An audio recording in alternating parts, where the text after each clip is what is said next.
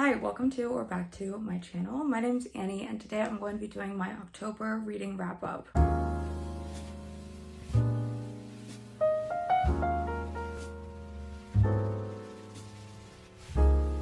In October I read 5 books, which is not a lot for me, but it's not bad.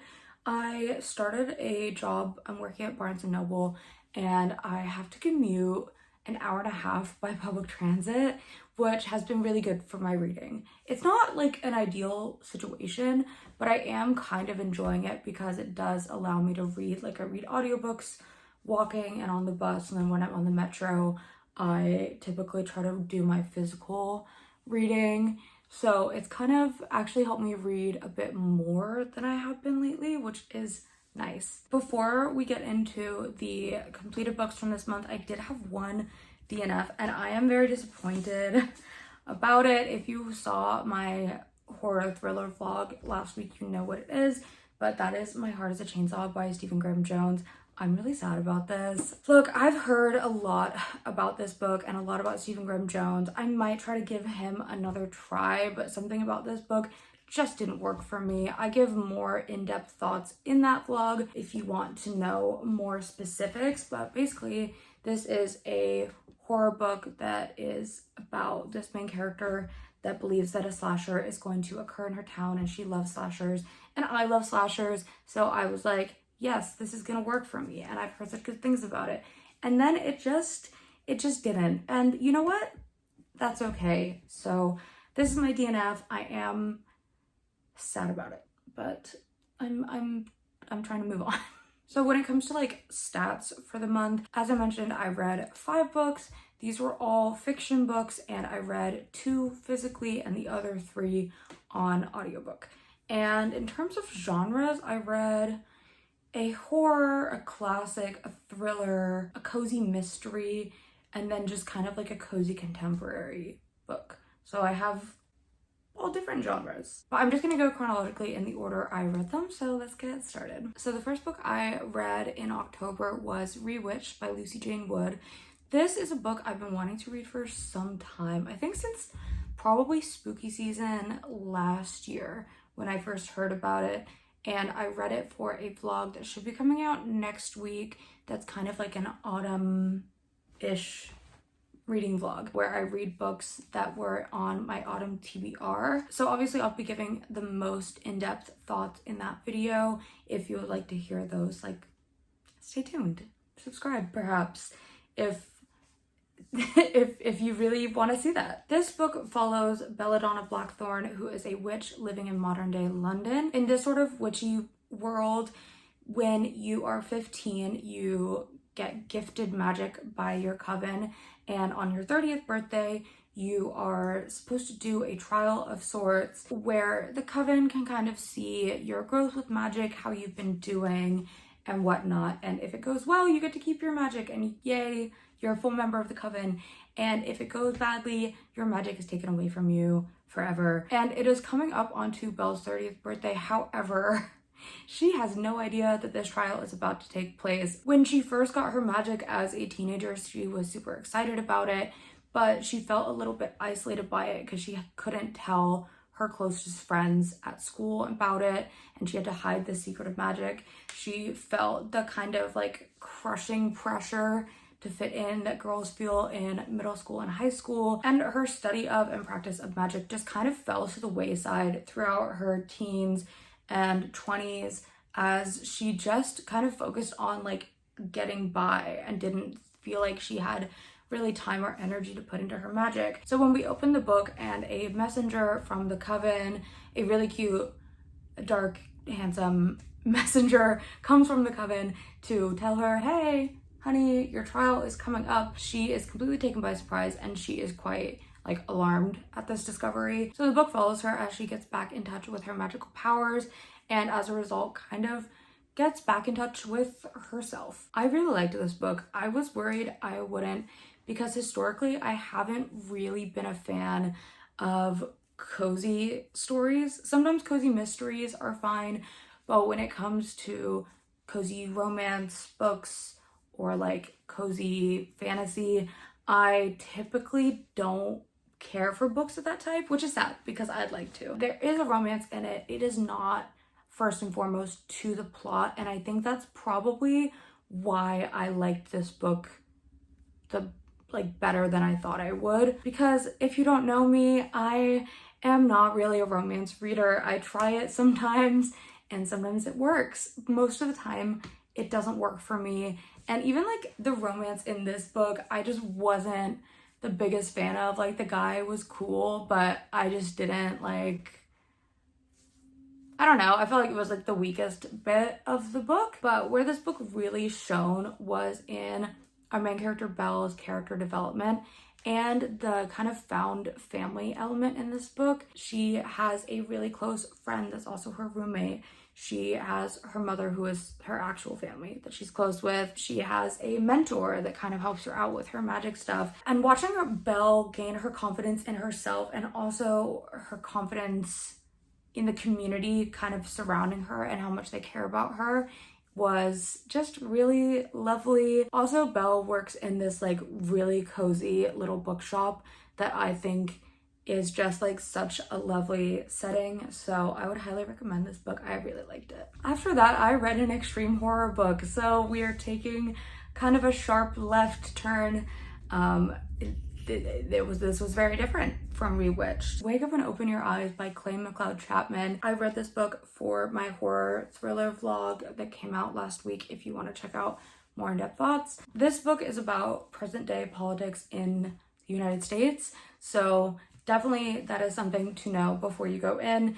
It is also a book that is very left-leaning in its messaging and just the general plot. So if you don't think that you would like that, just don't read it. You know, it'll probably just make you angry. So I would avoid this one.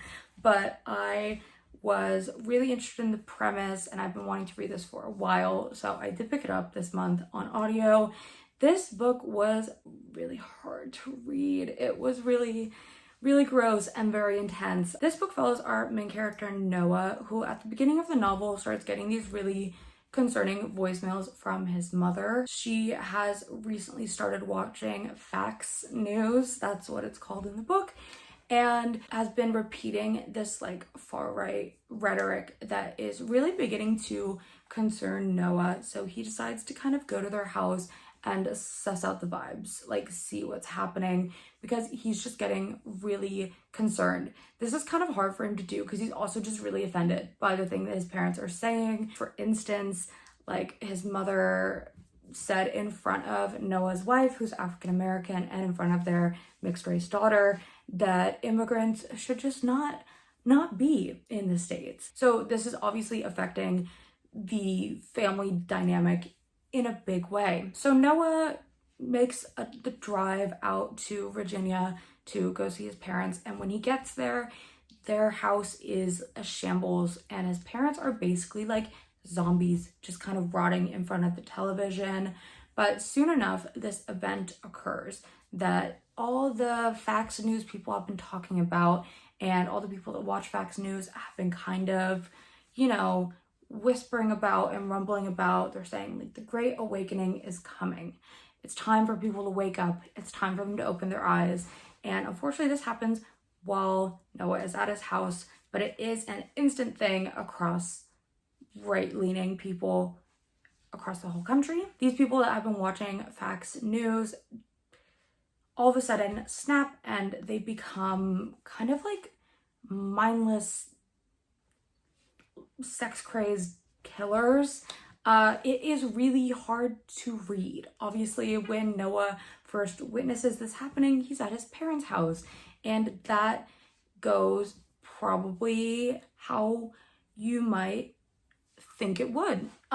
It's not great. From that point, we actually kind of go back a bit and we follow Noah's brother's family, and we see how kind of each member of the family became indoctrinated into far-right media. From Noah's brother himself, who just kind of turned on Facts one day to kind of, you know, see what the other side was saying about things. We see how his wife gets kind of indoctrinated by the like wellness and fitness girl boss gurus, how their teenage son gets into it through Twitter. So it is really interesting looking at all these different avenues, specifically online and through the media, that people go down that can end up really radicalizing their way of thinking. As I mentioned, this book is disgusting. It's hard to read. It is violent, it's gross, and it is really heavy. I have people in my life that I have fallen out with or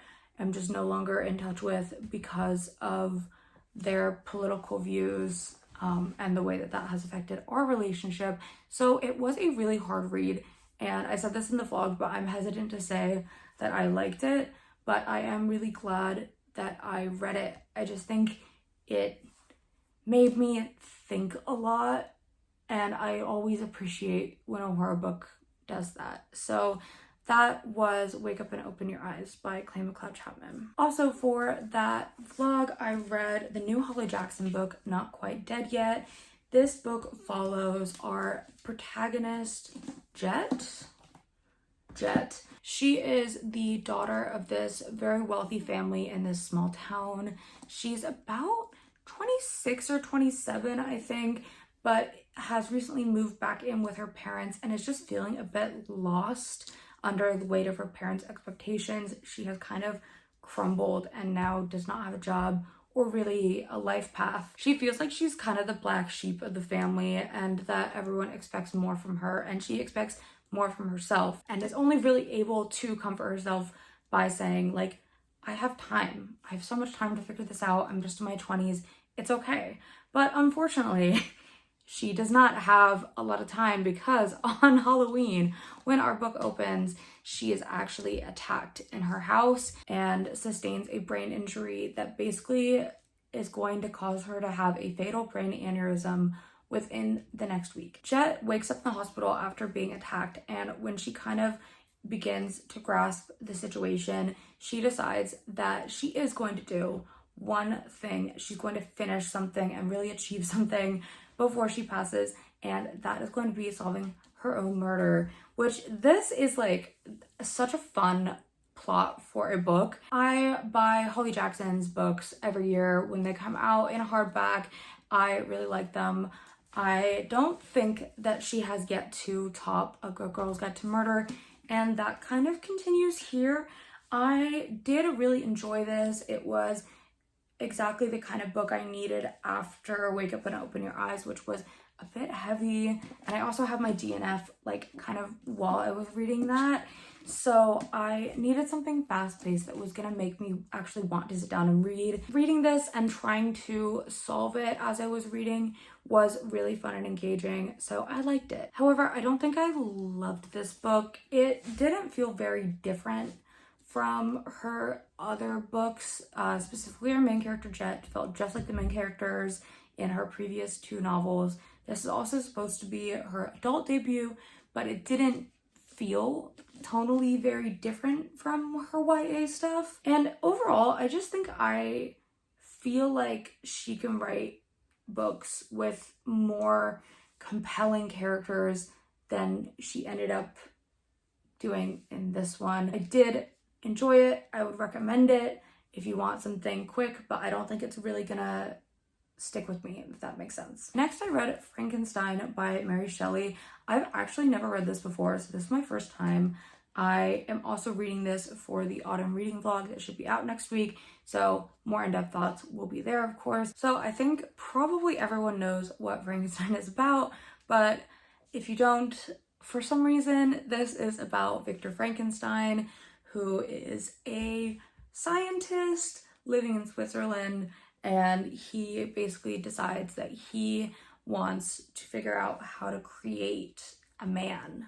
And he kind of plays God and makes this monster that has a human form and that is horrified by his own creation. And his monster essentially wrecks his life. And it's kind of this story of like this man that tried to play God and was grossly irresponsible, probably because, you know, he's human. And the horror of that. I really liked this. I will say with a... all the light has kind of gone away. Come back. Anyway, I really liked this. I will say that with any book such as Frankenstein, where it is like so many people's favorite classic, like you've heard of it, you know it. It's like supremely hyped, but obviously, like, yes, because it's a classic. Am I making any sense? I don't know if my expectations were too high or something, or if I expected something different from what this turned out to be, but I don't think I loved it. I don't think it would be my new favorite classic or anything. I think it was really great. I think it was well written, but I had a couple gripes with it. The main one being that I found it so repetitive. Like, there's only so many times that Frankenstein can say how much his life sucks and how, like, he's never gonna be happy again before I start getting a little bit bored. And he was saying it every page, multiple times a page. That does not mean it's not true. But I was just like, this book could be shorter. And it's a short book, but it could be shorter if we cut some of that out. I also just kind of wish that I had read this when I was in school or something, because I would love to discuss it with people. I don't know, like, I do think that that might have added to my enjoyment. So that's not like a con of the book, because that's just the situation in which I read it.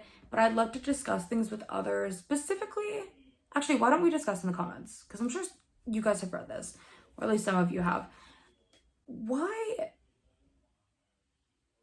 some of the decisions that Frankenstein made in this book, like, don't make a lot of sense. Like, he's supposed to be this like really smart scientist. He denies making Frankenstein a girlfriend, essentially.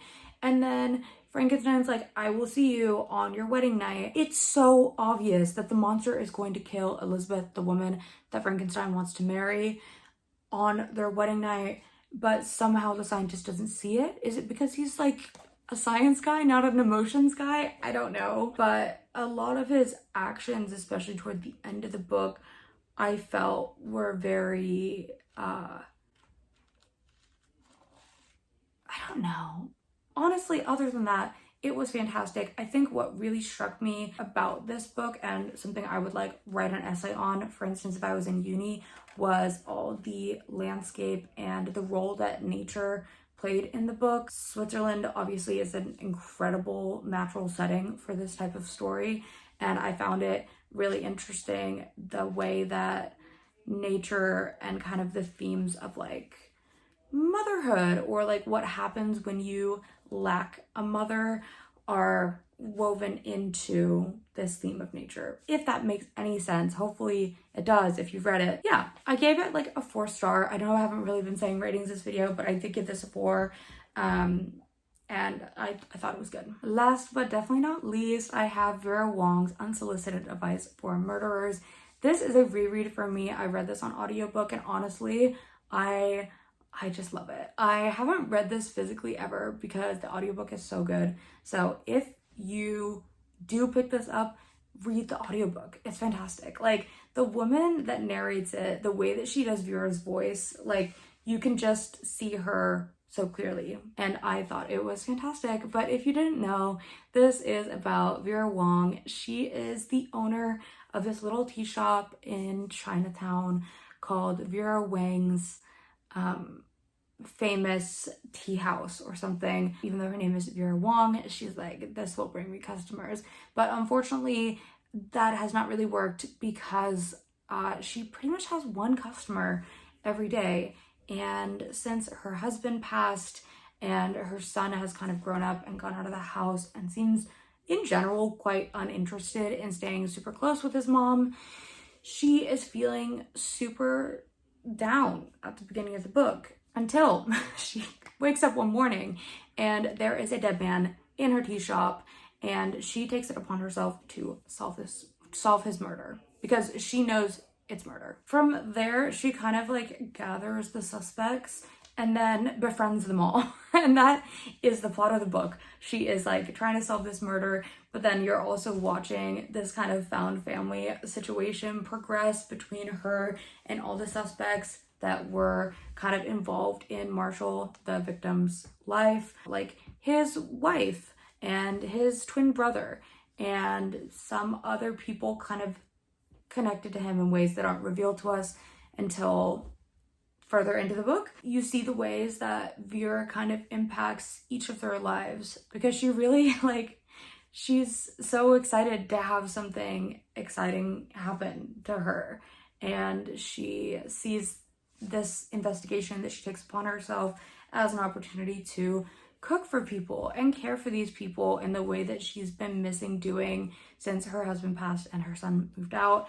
It is a really touching story with a mystery that's really fun. In this book, the mystery is secondary to the characters in the story, but it is still really fun. I loved rereading this. I did it because I want to read the new one that came out recently. I think it's called Vera Wong's Advice for Snooping on a Dead Man or something, which seems really good, so I'm excited to read that. Thank you so much for watching this video. Please leave a like if you liked it and subscribe to my channel if you want to see more from me in the future. Also, if you're watching to this point, leave a witch or like a witch hat for Rewitched. I know spooky season is technically over, but it's not. It's not in my heart. Let me know what books you read in October, if you liked them, books you didn't like, if you've read any of these books and your thoughts, I would love to know. And I will see you in a new video very soon. Bye. The first book I read in October was Rewitched by Lucy Jane Wood. Oh, I'm sweaty. Sweaty.